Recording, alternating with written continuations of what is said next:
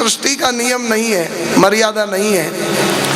तो कहा फिर प्रभु क्या उपाय, तीसरा कोई उपाय बताओ। किशोरी जी ने कहा एक उपाय मेरे पास है। क्या? कहा प्रभु हम लोग दिव्य हैं, हम लोग दिव्य हैं तो और हमारे बिना न मिथिला के लोग जीवित रहेंगे न अयोध्या के लोग जीवित रहेंगे। इसलिए प्रभु एक रूप से मिथिला रहिए, एक रूप से कौशल, एक जुगल जोड़ी मिथिला में सदा के लिए विराजे और एक जुगल जोड़ी अयोध्या चली चले। इस तरह से यही फैसला उचित रहा। श्री राम सीता जी की एक जोड़ी मिथिला रही और एक जोड़ी बारात विदा लेकर के अयोध्या आ गई। अयोध्या में माता बड़ी प्रसन्न हुई, अद्भुत अलौकिक बहू आई है माता कौशल्या ने। और माता कैकेयी सुमित्रा ये तैयारी करके यहाँ पर हैं। 4 दिन में बारात मिथिला से अयोध्या में आई। बहू की मुंह दिखाई के लिए क्या दूंगी, तो सबने अपने अपने व्यवस्था कर रखी थी। श्री कौशल्या जी के महल में जहाँ दरवाजे से बहू भीतर जाएगी, वहाँ पर पहले तो मणिमयी अंगनाई है।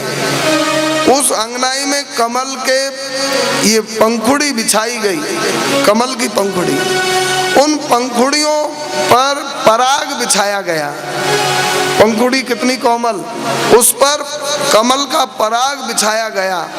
4-4 अंगुल पराग बिछाया गया और फिर उस पर बहू चल करके आएगी। बहू को पालकी से वहां उतारा गया द्वार पर। जो ही बहू ने धरती पर पांव रखा, 2-4 कदम बहू चली और उनके पांव में छाला पड़ गए, चरण में छाला पड़ गए। बहू शिकारी भर के वहीं बैठने लगी। श्री कौशल्या जी ने सोचा बहू इतनी अद्भुत है, मैं इसके मुंह दिखाई में क्या दूं। कौशल्या मैया जो पहले से रखी थी वह हल्की वस्तु लगी, विचार करने लगी। कैकेयी मैया आगे बढ़ी और कैकेयी ने बहू का मुंह देखा सीता जी का, और मुंह देख करके अपना कनक भवन की सारी चाबी सौंप दी और कहा बहू आज तक अयोध्या में मैं सबसे सुंदर थी, इसलिए मैं कनक भवन में रहने लायक थी, लेकिन तेरे यहाँ आने पर मैं क्या, अब तू ही कनक भवन की मालकिन है। सारी चाबी सौंप दी और मैं तो कहीं भी रह लूंगी। सुमित्रा माता ने बहू को मुंह दिखाई में एक सुंदर रत्न दिया। सफेद रत्न था, अद्भुत था। ले बहू यही तेरे मुंह की दिखाई है। तो बहू ने हाथ में लिया, वो था सफेद और सीता जी के हथेली पर आते ही लाल हो गया। लाल हो गया तो सुमित्रा माता देख रही थी लाल कैसे हो गया, था सफेद लाल हो गया। फिर आश्चर्य में पड़ी, सास को देखा सीता जी ने, तो सीता जी ने गौर से उसको देखा तो वो काला हो गया। फिर अब पहले सफेद फिर लाल फिर काला। माता जी बहुत ज्यादा आश्चर्य में पड़ गई। सीता जी को हंसी आ गई, फिर सफेद हो गया। क्या मतलब? कहा ये अद्भुत ज्योत्सना श्री सीता जी के श्री विग्रह से निकलती हैं। जब वह रत्न सीता जी की हथेली पर रखा तो हथेली की ललाई से वह लाल हो गया। सीता जी ने आंख से देखा तो काजल कजरारे नेत्रों की छवि पड़ी, वह काला हो गया। फिर सीता जी को हंसी आ गई तो दांतों से दिव्य ज्योत्सना निकली, उससे वह फिर सफेद हो गया। यह अद्भुत बहू को देखकर सुमित्रा जी बलिहारी गई। जी ने दायां हाथ दे करके बहू से कहा बहू तू अपना दायां हाथ दे। बहू ने अपना दायां हाथ दिया और कहा लेरी बहू यही तेरे मुंह की दिखाई है। कौशल्या मैया गदगद होकर के बहू को बोली खोज आई कौशला। सारी अयोध्या में सारे खजाने में सारे मानसिक रूप से खोज लिया कि बहू के अनुरूप कुछ क्या है दूं। खोज आई कौशला। जय जय श्रीमद् रामचरितमानसे सकल कलिकलुष विध्वंसने प्रथमा सोपान हरि ओम तत्सत। अभी तक हम लोग बाल कांड की कथा सुन रहे थे। अब अयोध्या कांड में प्रवेश हो रहा है। द्वितीय सोपान यस्यांके च विभाति भूधर सुता देवापगा मस्तके भाले बाल विधुर गले च गरलम यशोरसी व्यालराट सोयम मामा के यहाँ चले गए। अयोध्या में श्री राम लक्ष्मण सीता जी और चारों बहुएं हैं। श्री दशरथ जी के मन में अचानक एक विचार उठा, और अचानक क्यों उठा, एक घटना घट गई। एक बार महात्मा दशरथ को राज्य गद्दी देने के लिए उत्सुक हो, तब आप 2 वरदान में भरत को राज्य गद्दी और मेरे लिए वनवास मांग लेना, यही मैं आपसे वरदान चाहता हूँ। कैकेयी माता ने कहा, हे राम, इतना कठोर मुझसे काम लोगे? कहा, माँ, आपके अलावा कोई ऐसा इस अयोध्या में नहीं है जिससे मैं इतनी बड़ी कठोर सेवा ले सकूं।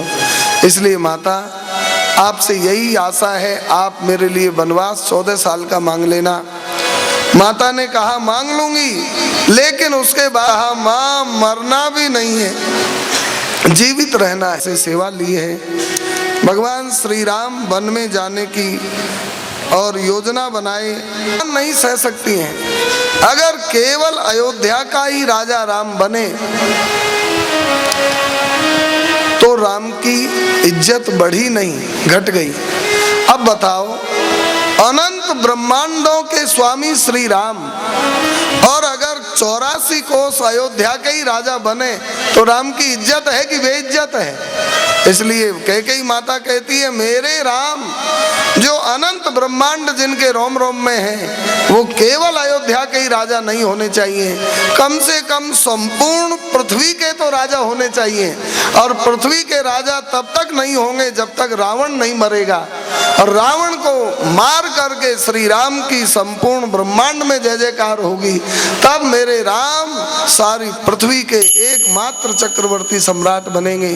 भूमि सप्त सागर मेखला, एक भूप रघुपति कौशला, सिंहासन पर त्रिभुवन साई, देख सुरन दुंदुभी बजाई। और आज राम को राज्य गद्दी देनी है, यह घोषणा भी थी। तो लेकिन आज दशरथ जी इतनी देर से, आज तो जल्दी जगने चाहिए, 4 बजे से भी पहले, लेकिन आज जगे नहीं, महल से निकले नहीं। तो कोप भवन में कैकेयी के साथ दशरथ जी मूर्छित पड़े हैं। श्री दशरथ जी को देखते ही सुमंत जी ने और आकर के कैकेयी जी से पूछा, महाराज के मूर्छा का क्या कारण है? कैकेयी जी ने कहा, हे सुमंत जी, राम को बुला लाओ, तभी राजा स्वस्थ होंगे। राम जी को बुलाने के लिए दशरथ जी के इशारे से सुमंत जी गए, राम जी को बुला करके लाए, और श्री राम ने आकर, पिताजी माता पुण्य कीर्ति बचेगी। श्री राम तो अद्भुत हैं। श्री राम ने कहा, माँ, वनवास की बात सुनकर राम जी को बड़ा हर्ष हुआ, और श्री राम माता पिता की आज्ञा को मान करके वन में जाने का निश्चय किए। राम जी ने कहा, अगर इतना बढ़िया सुअवसर प्राप्त करके मैं वन में न जाऊं तो मैं मूर्खों के समाज में सबसे बड़ा मूर्ख कहलाऊंगा। जो न जाऊं वन ऐसे ही काजा, मोई गनीय बड़ मूढ़ समाजा। इसलिए माता, तने मातु पितु तोषण हारा, दुर्लभ जननी सकल संसारा। मैं अवश्य जितेंद्र शर्मा भी सामने देखते हैं, वे भी आ जाए व्यासपीठ पर, पूजन के साथ ही महाराज जी का आशीर्वाद प्राप्त करेंगे। निश्चित ही अधिक मास के 5वें दिन की कथा में आज और 4 चांद लग गए।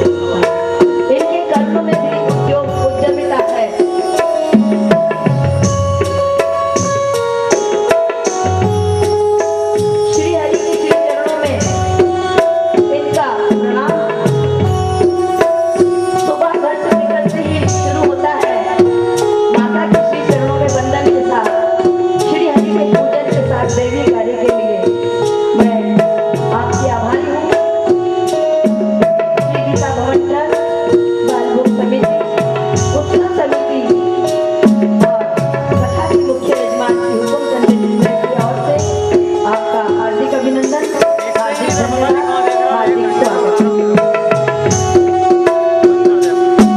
राम जी महाराज की जय। बड़ी सौभाग्य की बात है, श्री चक्की वाले महादेव के इस दिव्य प्रांगण में हम लोग श्री राम कथा श्रवण कर रहे हैं। और राम जी के राजा होने की, छोटे राजा से बड़े राजा होने की इस दिव्य चर्चा में ये भाई आए हैं। ये बैठकर कुछ सुने तो इनको बहुत लाभ होगा। और हम तो देख रहे हैं बड़े लोग प्राय नीचे बैठने में संकोच करते हैं और नीचे ही बैठ करके कथा सुनना यह मर्यादा है। बहुत सुंदर यह बात है। आपने पहले दिन सुना श्री राम का दरबार लगा हुआ है और श्री राम जी के दो पुत्र लव और कुश, वाल्मीकि रामायण के अनुसार सबसे पहली राम कथा लव कुश ने ही कही थी। राम जी के दोनों पुत्र महर्षि वाल्मीकि ने उनको राम कथा पढ़ाई, राम कथा हुई और राम जी कथा सुने। पहले राम जी सिंहासन पर विराजमान है और दोनों लव कुश का नहीं रहा और राम जी सिंहासन से उतर करके समतल भूमि में बैठ गए। और कब समतल भूमि में बैठ गए यह किसी को पता नहीं। जब कथा का विश्राम हुआ तब लोगों ने देखा श्री राम नीचे बैठे हैं। राम जी से पूछा, हे नाथ आप नीचे कब आ गए? कहा कथा सुनने की मर्यादा है। जब राम जी सिंहासन से कथा सुनकर नीचे बैठ जाए, यार है जिनके घुटने और काम नहीं करते हैं, शरीर नीचे बैठने से ज्यादा रोगी हो जाएगा, दुखी हो जाएगा, कुर्सी पर भी बैठ सकते हैं। लेकिन विधि तो यही है कि नीचे बैठकर सुने, क्योंकि कथा और विद्या की गति निम्न गाव होती है। पानी कहाँ बह करके जाएगा? जहाँ नीचा होगा, ऊंचे पर पानी नहीं जाएगा। ऐसे ही विद्या नीचे की ओर जाती है, जो नीचे होगा उसको विद्या मिलेगी। अब हम श्री राम कथा पर विचार करें और यह प्रसंग बहुत बड़ा अद्भुत है, दिव्य है। वन में तो मेरा बड़ा हित होगा। क्यों? कहा वन में जब मैं जाऊंगा तो मुनियों से मिलन होगा और मुनियों से मिलन में मेरा बड़ा हित होगा, उनसे सत्संग सुनने को मिलेगा। सबई भांति हित मोर। और फिर सबसे बड़ी बात, तेन पितु आयसु, पिता की आज्ञा का पालन करने का सौभाग्य। और सम्मत जननी तोर, केवल पिता की आज्ञा ही नहीं, माता आपका भी सम्मत है। मुनियों का मिलन होगा, सत्संग मिलेगा। देखो कोई भी राजा अगर सत्संग नहीं करेगा तो उसको राज्य चलाने की विद्या ही नहीं आएगी, विधि नहीं आएगी। इसलिए हमारे बड़े बड़े इतिहास के राजाओं के यहाँ एक एक पुरोहित होते थे, एक एक गुरु होते थे। दशरथ जी के यहाँ वशिष्ठ जी गुरु हैं। और जिस राजा के यहाँ पुरोहित नहीं, ब्राह्मणों का आदर नहीं, वह रावण मारा गया, क्योंकि वहाँ बड़ों का आदर नहीं था।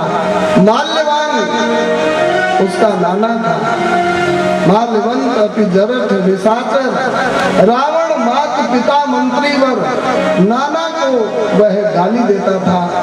मंदोदरी का भी अपमान किया, विभीषण जी का भी अपमान किया, जो हित की बात कहा उसी का अपमान किया। उसका परिणाम उसका नाश हुआ। उगा